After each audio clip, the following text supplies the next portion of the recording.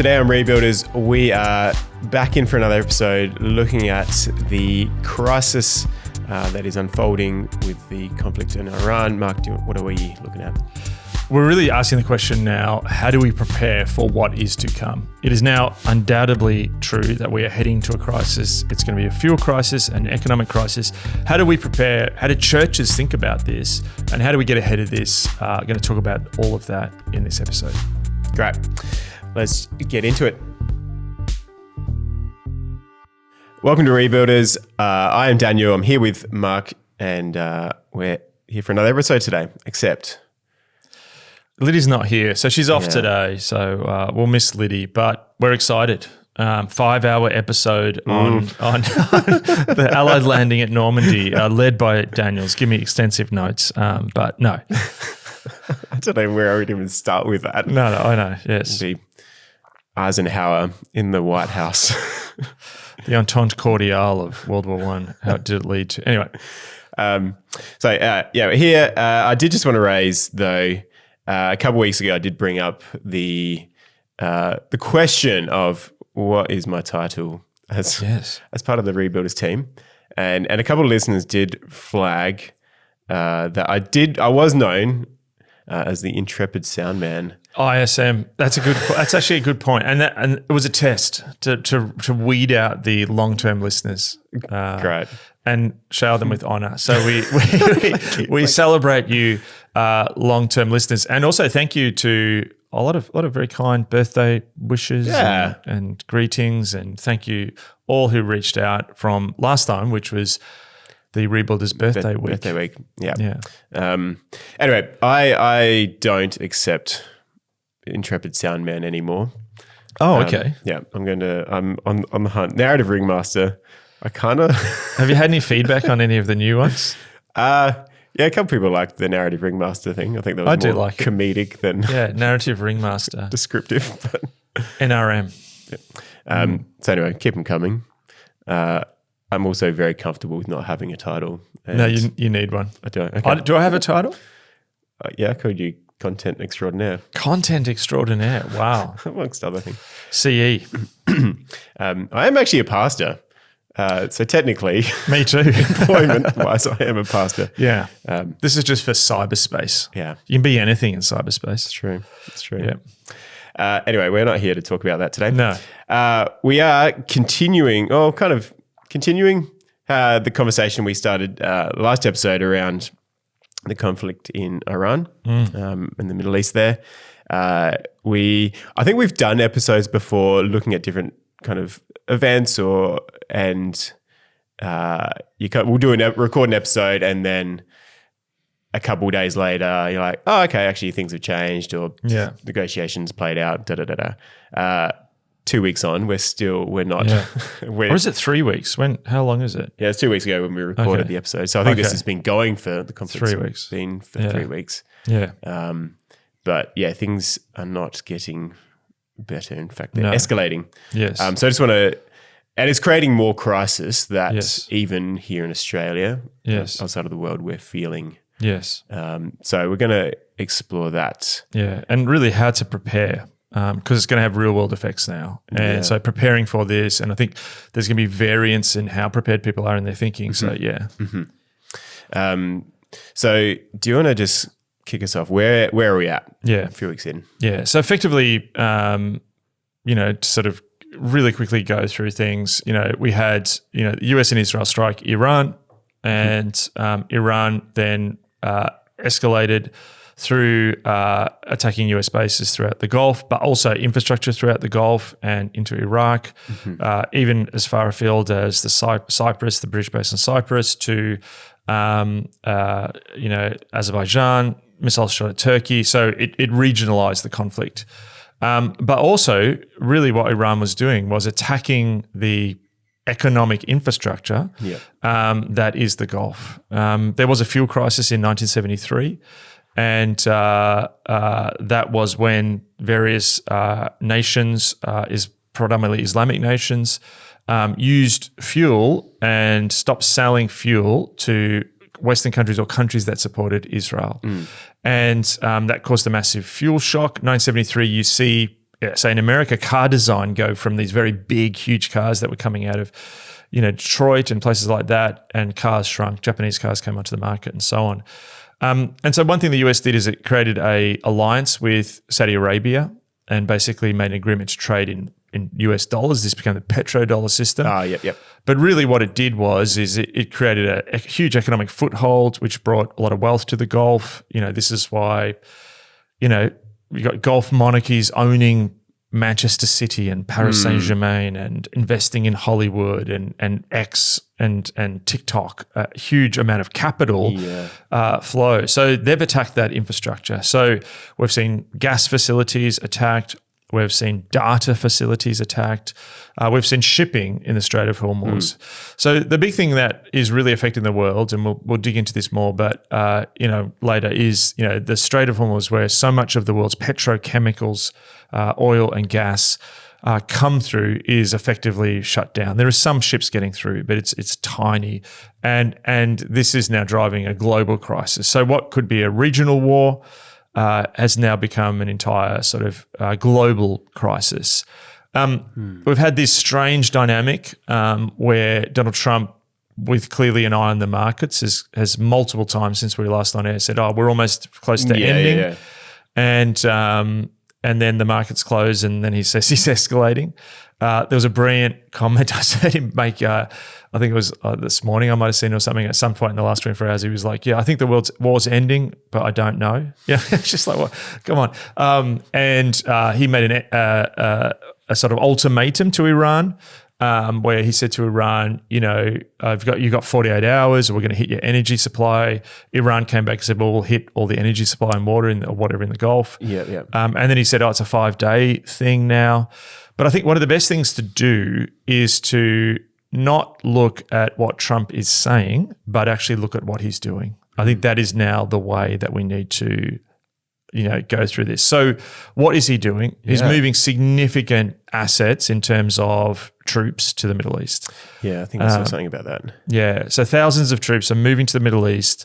A number of them are Marines. There's special forces there, which would indicate, look, he could just be presenting options, which you'd want to do. Optionality is strategy. But you also saw today, there's other things, like I think he was asking for the Congress or whatever for $200 billion. I did note there was a news article today that for enlistment in the US military, they've moved the ceiling from, I think, 35 to 42. And previously— In age? Yeah. Okay.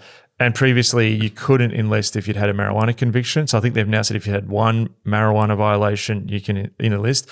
Why would you change that? Yeah. Now, I'm not saying that's a definite sign that they're going to commit troops, but it's not signs that we think things are de-escalating. So there is a chance. So just to bring this all together strategically, what has happened is Iran at the beginning of this conflict has gained a significant power. And the power is their reaction to this through attacking the Gulf states and parts of the oil industry, and now controlling the Strait of Hormuz or disrupting the Strait of Hormuz, is that Iran now has significant power over the entire global economy. Yeah.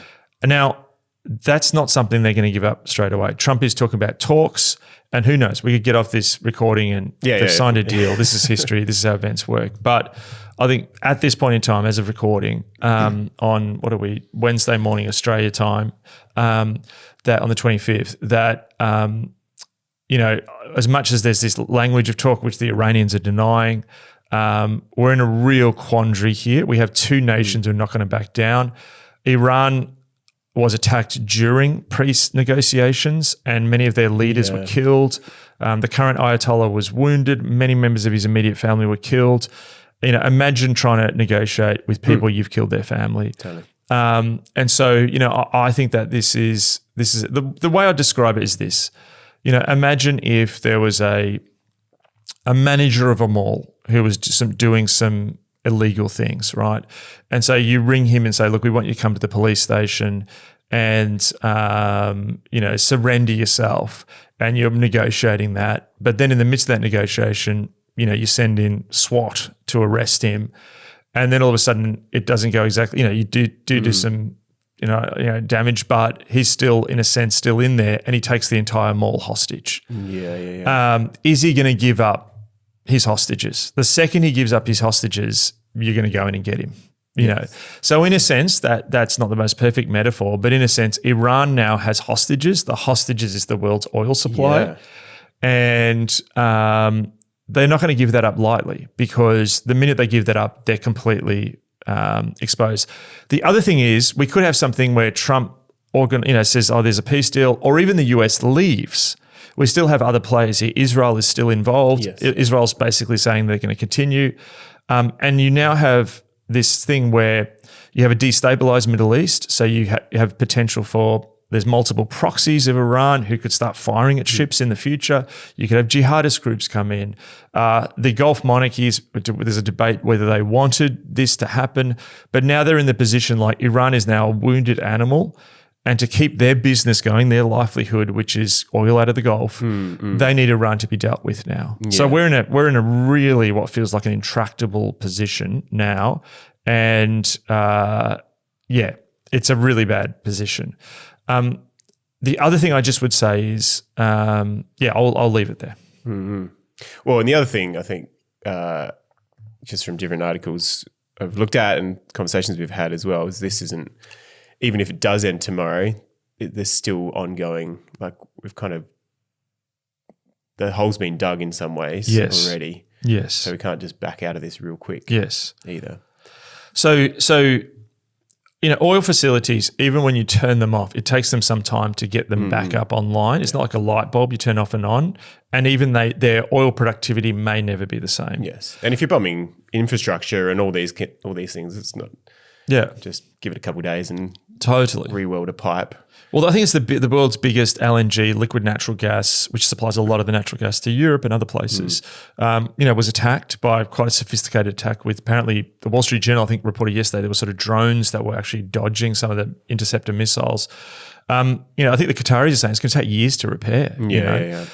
So it's not like, it's like if I come and smash your house and then we make up and shake hands, you still got to rebuild your house, So, even the backlog, even if there was no damage, the backlog of ships now, some of which are running out of water, like the sailors that can't even get water and food because they're stuck in the Gulf, that's going to take a long time to get out. So, even if we get off here and it's like, I don't know, Trump's high-fiving the Ayatollah on Karg Island, we're not, this is still going to have an effect. Yeah. Okay.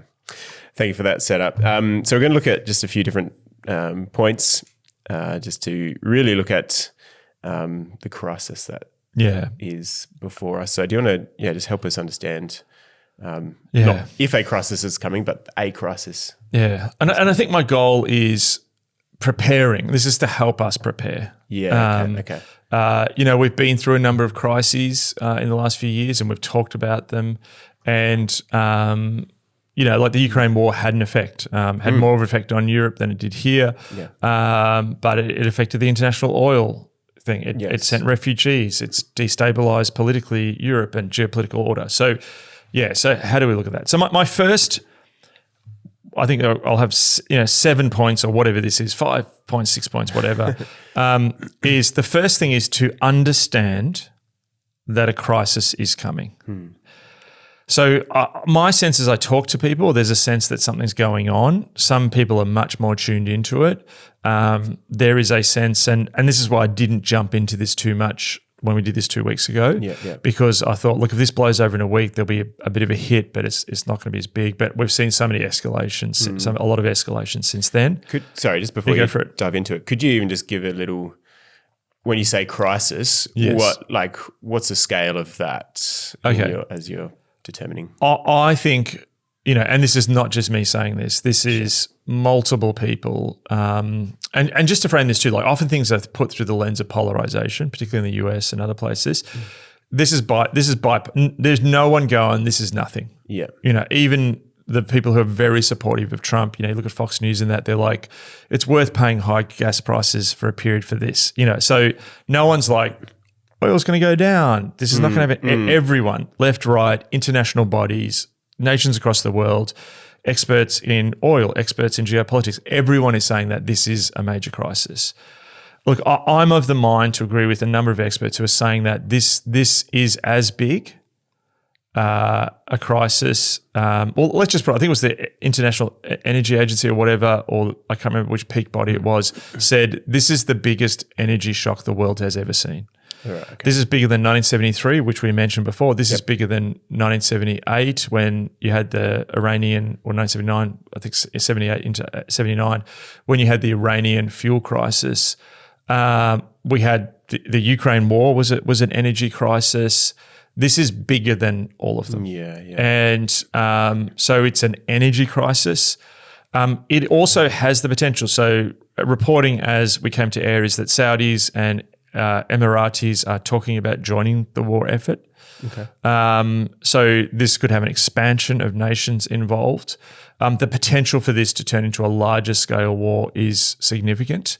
And this also has implications if there was a conflict in the Pacific in terms of US missile capability, stock and ammunition, which is already depleted from earlier, like 12-day war in what it was in Israel when there was an earlier conflict with Hezbollah and Israel, and the Ukraine wars, being depleted a lot of stock.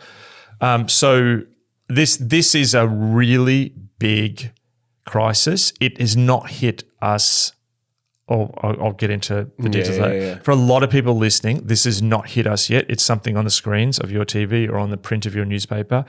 It's not hit, but this a significant crisis. So preparation number one, a significant crisis is coming that is going to affect you, and it's going to be this of a very large scale. Yeah. Okay. All right. Could I just add one more thing to that? Yeah. Again, to the length of this. Let me just put it this way. So if this ends, we get off air again, there's the high five on Cargo Island. You could have, significant disruption for the rest of the year, some ongoing disruption, but then a kind of return to normality. The longer this goes on, the scale of disruption continues. And in some ways, I'll just leave it there. Yeah, okay. All right, so your second point here is don't view this crisis through the framing of COVID and supply chains. Well, So I'll come back to supply chains later. Okay. What's driving me slightly mad at the moment, and it's totally understandable, but it's still driving me mad, is people. I've experienced this in conversation, and it's in the media. Is the language and framing of COVID surrounding this. So, there was a great one in the Australian, I think it was in the Herald Sun, which is our Rupert Murdoch Melbourne paper, said something, it's like the petrol pandemic. You're just like what's a pandemic? A pandemic is when a disease proliferates. Like petrol ain't proliferating. If petrol is proliferating, well, that'd be great. There's no fuel crisis. And people talk about lockdowns. They go, lockdown. Okay, it's just...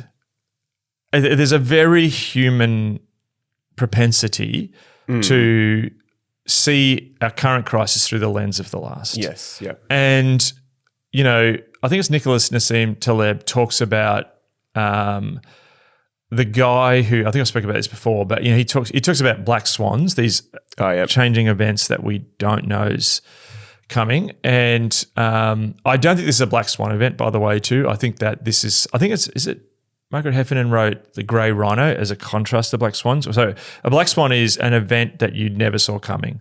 So, for example, people in Britain didn't think there was only white swans until they came to Western Australia and encountered a black swan. Yeah. So every swan's white until you encounter one that's not. So it's a crisis that you never saw coming. And the Grey Rhino is an issue that is a big issue, but it seems far away and it's on the distance. So if you saw an elephant in the distance, is it Margaret Heffernan who wrote that book? I'm looking. And I know I'm pushing you because normally I'm chatting to Liddy and you're fact checking there, so I'm asking you to multitask. But it's the Grey Rhino. As it gets closer, so there's always been the threat that this was going to happen. I remember reading about what happens if Iran closes the Strait of Hormuz for the last 10 years. Michelle Walker. Oh, Michelle Walker, yeah. Sorry, carry on. So basically, this is something that we saw coming, but the danger is, Nassim says that we tend to look throughout crisis from it's like the last one. So, for example, there was a guy he talks about who worked to, was advocating that American domestic flights should have a lock on the door for the pilot. After 9/11. Which 9/11 was caused, not the only reason, obviously, but they could get into the cockpit. Everyone wanted to talk to him, but the horse had bolted, right? Yeah. So what you're not going to see is people locked into their houses. You're not going to see that sort of stuff. Governments may have to take action. We'll get into that. But this is the key way to understand this is part of what happened with COVID, it was a demand shock. Okay, yes. So what a demand shock is, for example, have your kids ever gone to Bounce? They have, yes. So Bounce is, I don't know if it's over. Bounce is a trampoline venue for kids to have parties and jump around, right?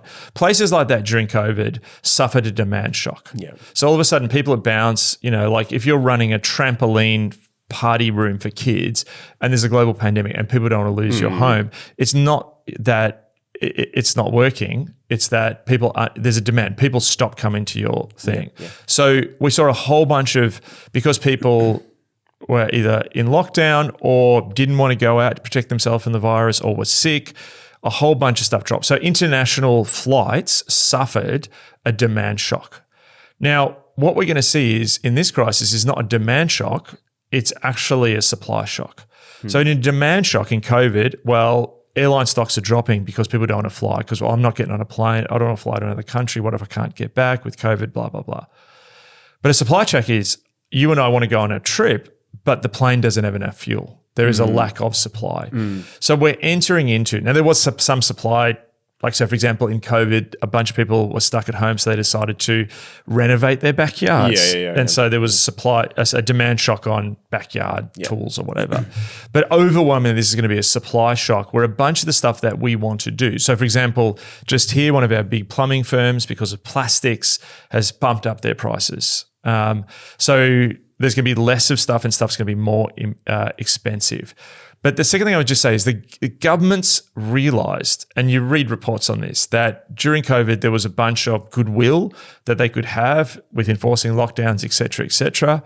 I know that in our state, which had one of the world's longest lockdowns, there was a report that they internally understood that they were getting to the end of that. Part of the reason that we ended lockdown here is they was like, we can't push this anymore. Yeah. So the capacity to now go to a lockdown, and also the other thing too is, and we'll perhaps get this into the next point is, this is going to be less like you must stay in your homes. It's more going to look like you get to spend $40 this week on fuel. Yeah. So it's going to be less the government telling you what to do than just dynamics of the market with some government oversight. But it's all going to be about supply. Yes. Yeah. Yeah. Okay. Interesting. All right. Next point here. The crisis will not be evenly distributed either. This crisis is not going to be evenly distributed. Okay, COVID was remarkable in the fact that you had that moment, particularly in the first sort of 6 weeks, where the world was pretty much locked down. And I remember, like in the news, like seeing scenes of Rome and London and Paris and Buenos Aires and Beijing or whatever, and to completely shut down. Yeah. I remember being on calls where like everyone, global calls, there's multiple. I was on so many calls at the start of COVID and just trying to speak into the situation with people. And literally, those days where I was going through time zones where I'm talking to people on multiple continents, helping people lead through it, and everyone was going through the same experience. Now, as we came out of COVID, different countries came out with then different regulations, but there was an early snap lockdown early on. And I remember even when we were in our longer lockdown, I remember thinking, wow, this is fascinating. You'd go out, we had a curfew, and at 8 o'clock, you'd go outside and it was like the country. It was so quiet. And we live in the city. It's normally sirens and sounds and stuff like that. And I remember thinking everyone from the richest areas of Melbourne to, the more challenged areas of Melbourne, everything, it's the same. Yes. You could be a billionaire or someone who's unemployed. You were in the same situation. Now, again, too, that then had adverse effects on gig workers and blah, blah, blah. But effectively, there was a dynamic that was very unusual about COVID where everything was the same. Okay, what this will look like is Fred lives in a street and he has a large truck or SUV. It could be diesel. And all of a sudden, he can only spend a certain amount of money or he can't even get diesel. And so he can't get to work. And that's really hitting him as a tradesperson, say.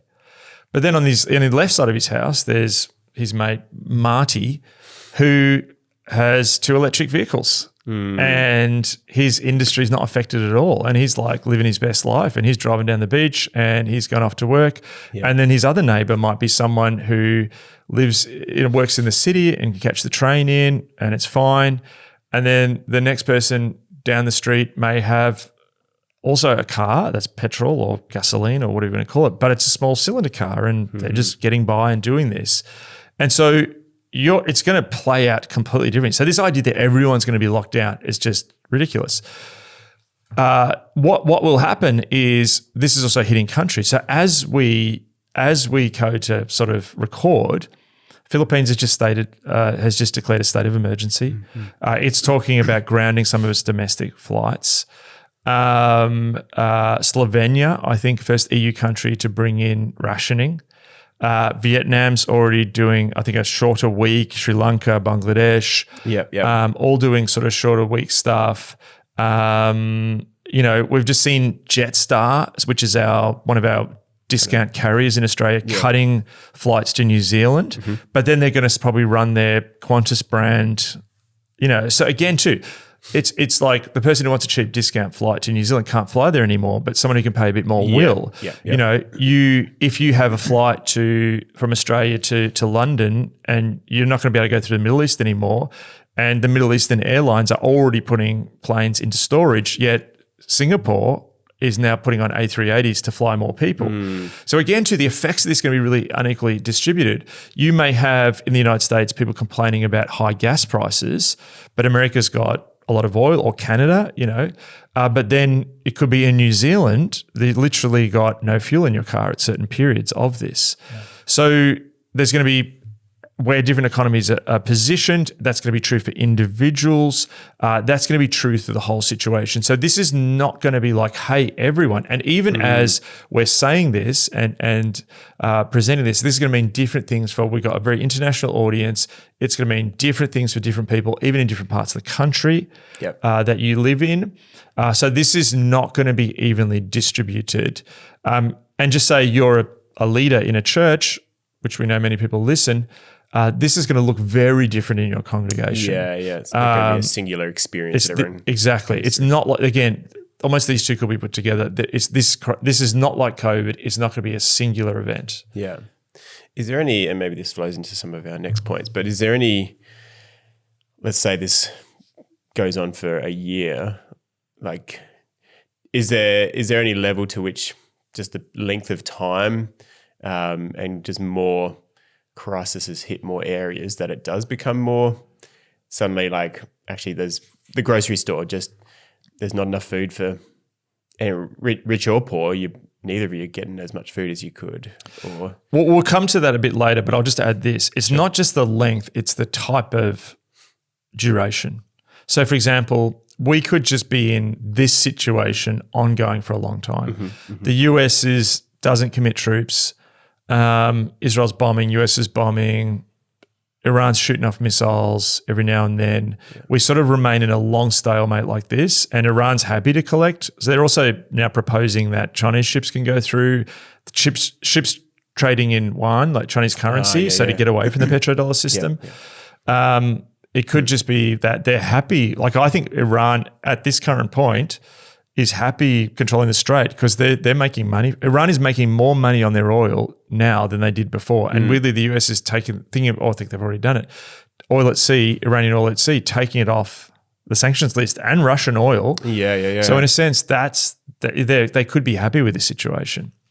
So if this goes for a long time, that's just going to continue to have some of these oil effects, and that could see that situation where there's oil shortages. It also could long-term damage the economy. We'll come back to those. Or if Trump puts troops in, and there's an ongoing significant military engagement between the US and Iran, which could end up looking like an Iraq or an Afghanistan or even a Vietnam. Could look like the Gallipoli campaign that our nation was involved in, where in the First World War they tried to invade. They're sort of stuck on a cliff in Turkey. They could take Karg Island and it'd be very heroic, and then they start getting missile fire there. So troops would then change it. But then thirdly, if this then spirals into, the Israelis are jumping in, and then the Saudis, and then Turkey jumps in, or Pakistan or whatever, and it spreads, and Russia and China, who sort of pretty much seem to be slightly involved in a proxy sense. So it's not just the duration, it's what kind of duration. Yes. And those three things, they're all a crisis. They're all a significant crisis, but they then metastasize into different types of crises. Yeah. Okay. All right. We've got a few. There will be. ... Do you want to lead us through them? So I'm saying there's a crisis. There's going to be a fuel crisis. Yeah. So fuel, roughly. Fuel is at $100 US a barrel, roughly. It's gone up and down, but the longer this goes on, I think that will go up. Interestingly, I think I was with the head of United, American airline industry, says they're almost preparing for $170. So what that means is the most simplest thing is for the world, and again, this will be different in different countries with tax incentives, government rebates on petrol or whatever, is that the world is going to experience higher costs with fuel. That means a number of things. Number one, the most simple things for people to prepare for is driving and traveling for some will be more difficult. Yeah. Flying is going to be more expensive. Flying is going to be harder. That's already happening in the world. I mean, even some of the stuff you're seeing in the US with the TSA thing at the moment. Yeah. International travel already was becoming more difficult, is going to grow to become more difficult. The second thing is that just in 1973, you stopped seeing the massive, sort of almost like ships, the cars, with fins and stuff. They just disappeared. I think you're going to see a mass uptake of electric vehicles. Yeah. And you're going to see large SUVs, large trucks, et cetera, that operate on oil become increasingly unpopular. Just from it's no longer like, should we do this? Or it's an environmental thing. It's just like going to be an economic survival thing. So you're going to see a sort of rapid uptake of renewables. But again, that takes time. Like, that's a big project. There may be some people who I can just go and buy a BYD tomorrow, but then for actual economies to move towards this, and different economies at different stages. So number one thing you need to realize is that ongoing travel is going to be more expensive. Yeah. That's going to look different in countries, but travel will be more difficult for people at a really practical level. The second thing I was just going to say too is, I was wanting to do before this war episode on, and we may still do it, on artificial intelligence, but more the fact that artificial intelligence is increasingly demanding massive energy. Oh yeah, it's crazy. So the compute that they need, where they're going to sort of get to AGI, artificial general intelligence, just unbelievable amounts of energy. So Trump's threats against Canada, a lot of this is speculative, is that this is about actually energy and oil, and there's sort of strange things happening in Alberta with separatist movements and stuff like this, where energy and oil is directly connected to the quest for artificial intelligence. And there is one theory. So Helen Thompson, who I've mentioned on before, he's a bit of a hero of mine in terms of historian at Cambridge. Her read of this, and particularly focus on energy, her read of this is that it suits America potentially, and I've heard other people say this as well, energy people, there's an element that this may be part of the strategic calculus of the US. So the US gets most of its, or gets a lot, as with the shale oil revolution that Obama brought in, which made the US less dependent on oil in the Middle East. Also, taking Maduro in Venezuela opens up a potential corridor for more oil. That the US is, and also the US is producing a lot of liquid natural gas that it wants to sell to Europe. The Qataris were selling stuff to Europe, and Trump, before all this happened, was constantly telling the Europeans to buy liquid natural gas. So it could be that it suits geopolitically the US to have the Strait of Hormuz closed because that then affects China. Yeah. So America takes a hit at the petrol bowser for a while, and maybe this is the messaging you see on Fox News of like, it's worth this hit for a while for the long term for America. But what it means is America, because they've got higher oil capacity, they then win the war on artificial intelligence, and China struggles. So that's also partially what's going on. So you're going to see that affect, that part of the fuel crisis as well. Yeah. But what I will say is, if you look at what the experts are saying, Europe. I mean, I just looked at the Times, the headlines in London, and it is basically Europe will experience fuel shortages. Australia is highly likely going to have fuel shortages. I mean, here it is now. You know, the head of Shell. This is literally 3 hours ago, GMT. The boss of Shell has warned that Europe risks fuel shortages as soon as next month. So because of the supply chain, the fuel that you and I have in our car was sent before this crisis. Yes, yeah. It's got to move through. So for example, oil to get to Australia would go from the Middle East to, we don't get a lot of oil from there, but some of it goes to the Middle East to refineries in Asia who refine it, send it to Australia. Yep. That's a process that takes some time. Totally. So probably May, April, March, April, May? April, you're going to start to see fuel shortages is a high chance. You're already seeing them in certain countries. You may not see that in the US. You may not see that in Canada, but Australia, New Zealand, Asia, parts of Europe, other parts of the world, you're going to see fuel crisis. So just preparing for a crisis, there could be a point where you're looking at your car in your house, in your garage, and you're like, no, I can't drive it today. Yeah. That is coming. Highly likely that's coming. Is it going to be the whole time? No. There'll be spits and sparts. Is that even a term? Spits and sparts. Fits and bursts. Fists and bursts. Spits, sparks and anyway, spits and spans. I don't know what I'm talking about. That's coming. Yes, that's coming. Yeah. Well, I think to be honest, I'm already feeling that. I'm thinking a lot more like to my family. We're like, okay, who's driving to work today? And all right, this car's going to be more efficient if we're going. Because you're looking at what the cost is per litre. It's well, my daughter's getting a lift to an event with your wife tonight. Do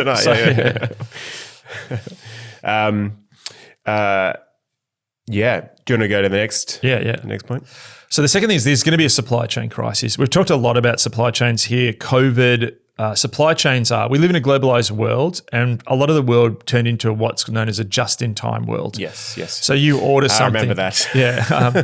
You order a light bulb, because it's blown and it comes from China and it's flown out, et cetera, et cetera. Yeah. It was kind of like a lot of grocery stores. Yes. Their whole mechanism for stocking shelves is that just-in-time, that will have enough to put on the shelves for the next couple of days, and then knowing they've got trucks coming in. Or even fast fashion, like Zara, the Spanish clothing brand, is literally like putting some clothes out, seeing what sells, having it made quickly, shipped. So it's this whole world. You don't need big inventories. You don't need stockpiles. You're just like almost like a print-on-demand world. Yes. That's going to get hit big by this. So, there are rumors on our ABC last night on their sort of economic report. There are rumors already coming out of Singapore, which is one of the biggest container ports, that oil for ships is starting to run low. Yeah. So it's not just the tankers don't get to you, it's the boat full of supplies or that food or this or that. So you're going to start to see not only fuel shortages, but you'll start to see shortages of other things. Now, fuel, diesel particular, is how in a big country like ours, stuff gets around. So we have incredible produce in our country and there's stuff that we make in our country, but if there's an avocado made in Queensland, I don't even know where we make avocados or grow them. Sure. It's great. Australia's got that, but then it requires diesel on a train or on a plane or on a truck to get to where we are. What's that whole saying we have here? Without trucks, Australia stops. Yes. Kind of yes. We are so because it's such a big country. Big country. Yeah. We're so dependent on. Yes. And even smaller countries with we've got trains. A lot of trains are diesel that are not electrified. Yep. So this is huge. And people talk about we've got electric trucks. Yes, and we're going to need to get there, but it's still very very minimal the amount of that. So you're going to see the fuel crisis will fuel a supply chain crisis. So some of the stuff we saw during COVID, we're going to see again and again too. It's not like a demand crisis because we're not going to sell this stuff. It's a supply. We can't supply you with that stuff. Yes. And so just the other thing to say about oil. Oil isn't just burnt to create energy. Oil does a lot of pharmaceuticals, a lot of clothes, T-shirts, your jumper, your polyester jumper or sweater or whatever you want to call it, your hoodie, building supplies. To build is going to get a lot more expensive. Yeah, does it fertilizer stuff as well? Yes, sorry, I should have mentioned that. Fertilizer, so urea, which is a part of the process, a lot of that comes out in the Middle East for a lot of crops. Even in Australia, questions now, will the winter crop, we're about to head into winter here or summer crops or whatever around the world, this will drive a food crisis as well. Yes. Which then leads into the next point here. There will be an economic crisis. Yeah. Look, Niall Ferguson this morning was talking about the fact that Niall Ferguson, the historian, was talking about the fact that I think it's 50% of the world's recessions and depressions are caused by fuel shocks. Yeah. 1973, the growth that occurred from the post-war period up to about 1973 was absolutely stymied because of the fuel shock. You see a lot of the movies about New York were apocalyptic and, Escape from New York and stuff like that. In the 70s, there's a number of factors for that. But it's also partly what was going on in the US after the fuel shock, So fuel hits economies hard because economies have energy, if you like. Like you can build stuff, you can start a business. I'm selling socks. You live in another state. I can send it to you cheap.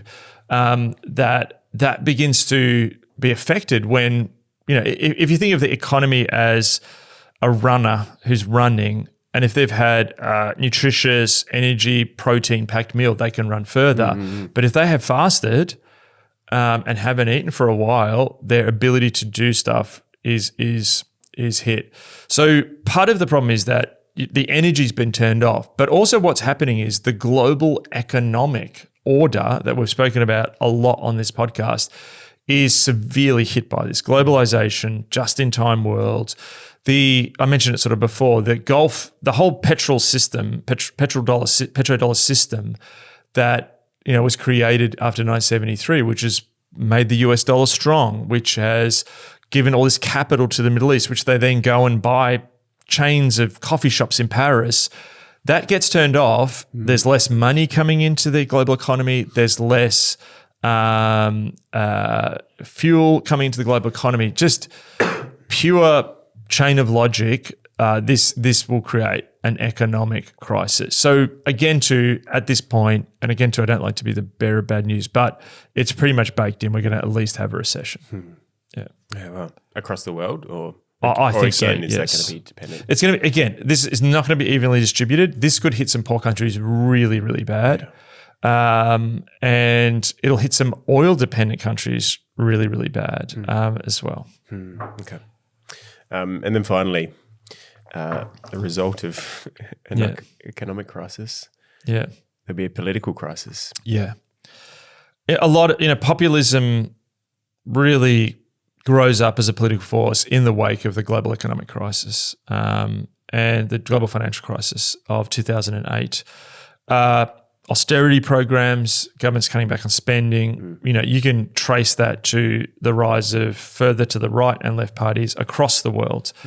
You see it to the rise of the Tea Party, Occupy Wall Street, all these things, Trumpism, Brexit,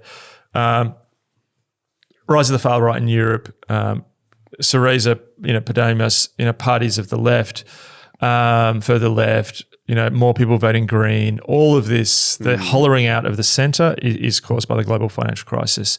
Now, this also hits, if we have another recession, it's going to happen again. Yeah. But also, too, there's geopolitical elements to this. We saw the destabilising, we talked about this effect politically, socially, culturally of October the 7th throughout the world.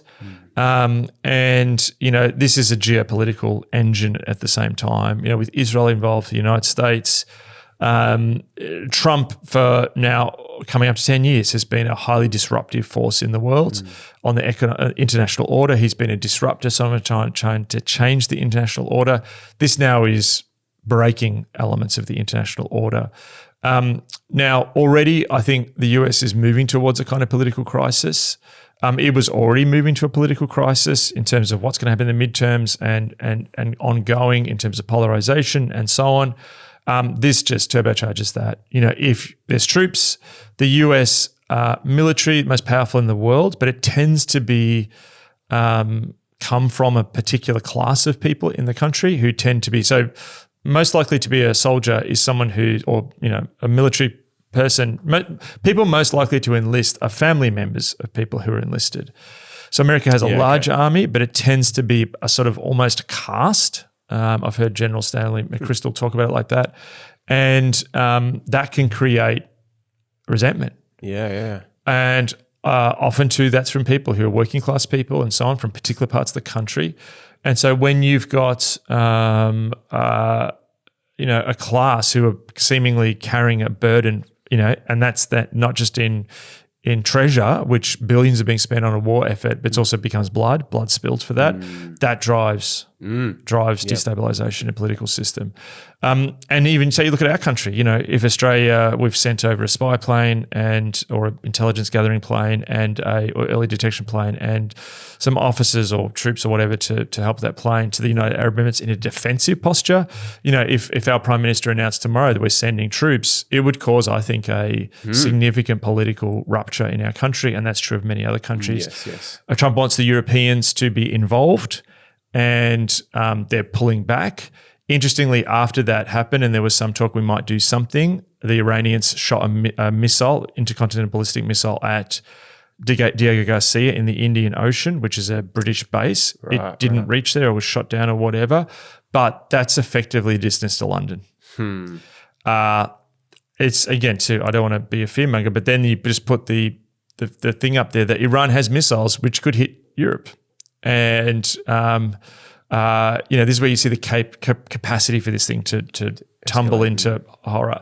So, even if a missile was shot in the direction of a European capital and was shot down, that would cause a political reaction of, do we want to be on board with America and stuff like this? And I talked last time, you're going to see sort of this cancel culture thing no longer or it still happens in the culture, but it's going to be countries.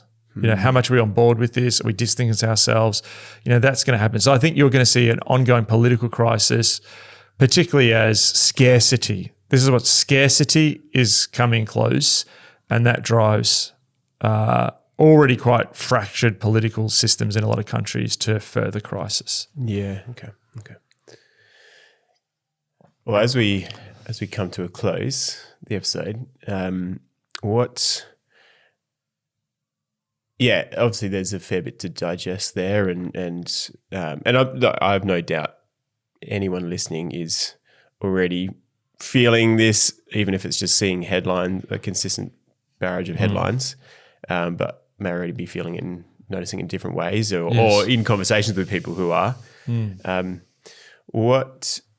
Obviously we are we're a church. We lead people of faith and point to the bigger things that God is doing.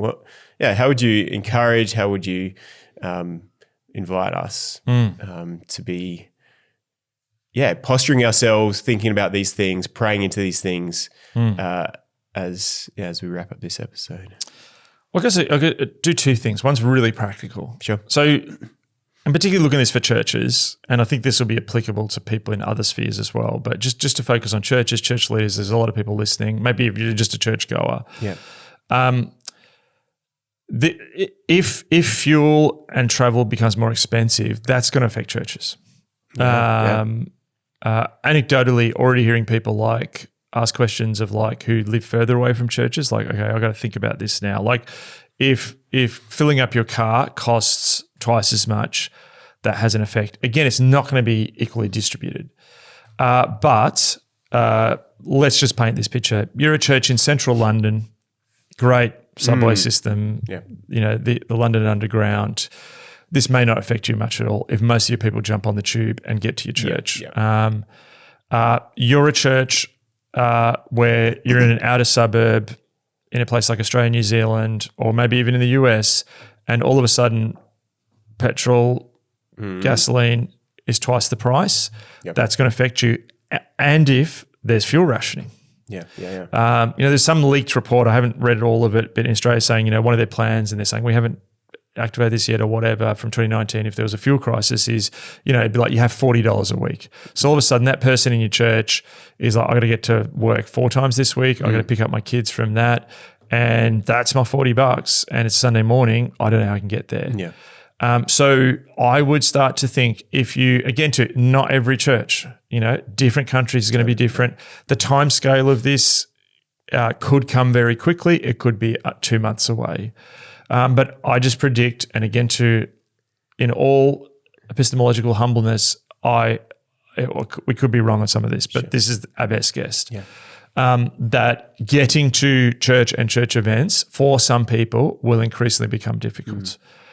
If you are running an event in 2026, particularly in the next few months, and it's a conference, it's a camp, it's a retreat, and it's 2 hours out of town, and it's not near a train station, or even if it's on the edge of town, or even if you're expecting people to fly in, I would start to have a backup plan. And I know that's and again too, don't think COVID. So COVID is, we're going to have to cancel an event because it's going to be a super spreader event. No, you can have an event where, you'll get people there and the car parking will be filled with Teslas. Well, there'll be a new divide. It's the EV drivers versus the non-EV drivers.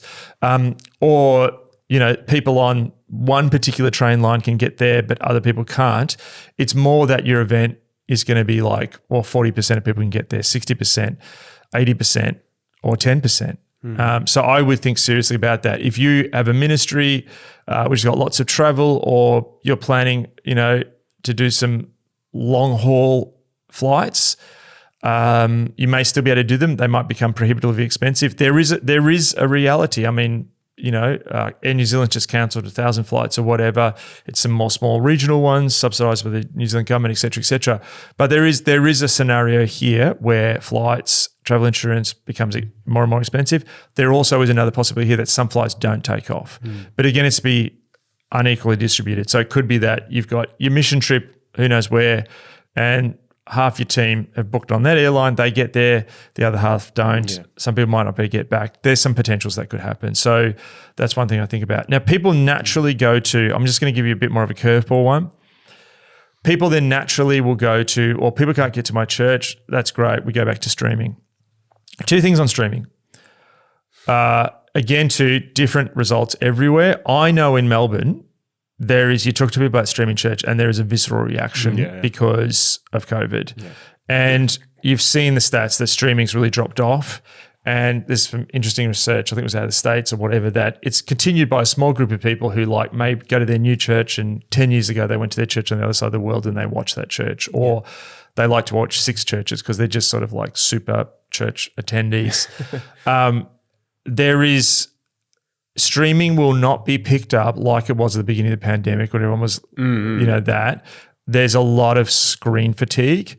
You could also have a lot of people working from home, not because the government's not saying to leave. It's just I'm not going to commute. And what we saw at the end of the pandemic here in Melbourne is people's I've been on streams all week. I cannot get onto another one for church.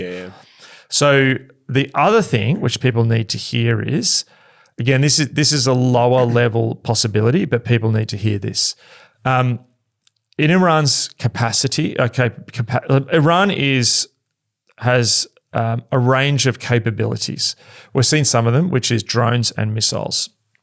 They've got missiles which I think, from what I've read, even some of them are ahead of the US capabilities in terms of technology. They also have tremendous cyber capabilities. So some of Iran's proxies, there's the Houthis and there's the Popular Mobilization Forces in Iraq and Hezbollah and stuff, have threatened the undersea cable. So a key part of the world internet infrastructure goes through the Strait of Hormuz. And there have been threats already made to target internet cabling. We have seen in the Baltic and the North Sea, in the sort of Cold War between Russia, China, and NATO, undersea cables being cut. Yes. We could see in an escalation undersea cables being cut. The second thing, I think the figures since this war began, there's been a global uptick in cyber attacks, DoD attacks of I think 247%. Wow. And Iran has already hit in the Gulf AWS data centers, which is Amazon's data storage. This is a networked war. Yesterday, a refinery, which is the biggest refinery in Texas, caught on fire. And it would have been the refinery which processed a lot of the oil, heavy crude that the US would get out of Venezuela. There was a fire there. The official story is that a heater was left on. Now, that well and truly could be it. It's true that things, but we have seen since the war in Ukraine, a lot of stuff blowing up around the world. There is an underground sabotage effect happening. One more point. I think it was last night in Golders Green, Jewish area in London, there was several ambulances set on fire. It looks like this was petty criminals paid for on the dark web by IRGC, Iranian Revolutionary Guard Corps members. In Australia, we had synagogues set on fire. We had Jewish entities attacked because of the dark web paying people. You will see infrastructure. It's already happening with Russia, or Iran was doing this before this happened.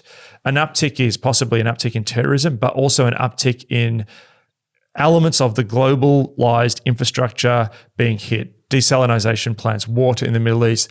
But there's a chance you'll see that with data, stuff like that. So what I'm saying is there is a chance that the internet, I'm not saying we're going to hit to a dead internet. One possibility out there is that streaming, like the latency of the internet is affected and it's harder to get that video up, or that gets hit, or that platform's been hit, or whatever. There's a lot of, I've forgotten the term for it, but where they almost like sleeper agents in networks that have been inserted. But I know that the US government has, has had planning for, what if parts of their infrastructure is taken down by cyber attacks. So more just to say that it's like all that to say, I would not just rely on streaming. And then I think the last thing too is that building programs, economic challenges, if they're coming, that's going to affect churches and all that and how we think about that and so on. But the last thing I just would love to add, I know this has all been rather depressing, but I just want to say, okay, what we're talking about here is the pricing of assets and commodities. Oil is going up because there's less of it. There's a supply and demand issue. When any crisis comes, you need to ask the question, what is really valuable? You facing a crisis like this at a really practical level, if your neighbor, if you've got some veggies, just say we hit a food crisis and you got vegetables in your backyard, your neighbor's got vegetables, exactly what we said before, my daughter's getting a lift to an event with your wife tonight. That's because of community, right? If you've got, I would encourage churches to start thinking about a plan of carpooling. You got 6 people come from that area, jump in a car. We're going to move to a place where I think community is no longer a option. It's going to be a necessity. Now, I'm not going, I'm not saying Mad Max here or anything like this, but what I'm saying is one asset that is going to grow in value is community.